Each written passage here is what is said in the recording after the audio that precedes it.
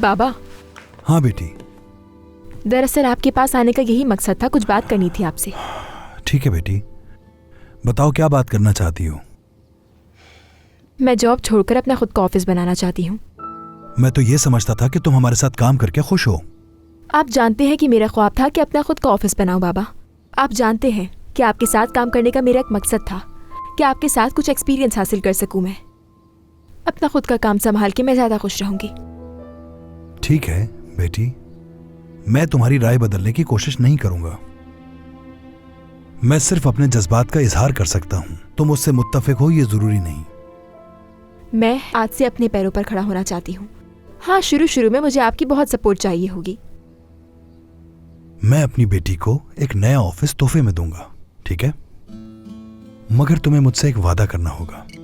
जब तक नाजिम का खतरा पूरी तरह टल नहीं जाता, तुम मेरी निगरानी में रहोगी, ठीक है बेटा? इसीलिए मैं चाहता हूं कि तुम कुछ अरसे इसी ऑफिस में काम करो। और यह सच है कि मैं चाहता हूं कि तुम इस नए प्रोजेक्ट में मेरे साथ रहो। तुम जानती हो ना हसन अंकल तुम्हारी राय को कितनी अहमियत देते हैं। ठीक है बाबा।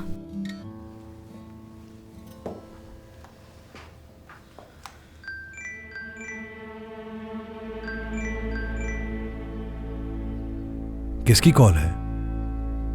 बैंक से आ रही है कॉल।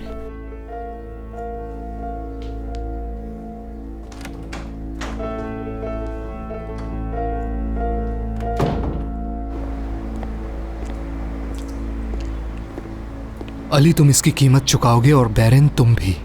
मैं तुम दोनों को दिखाऊंगा कि मुझे हकीर समझने का अंजाम क्या होता है।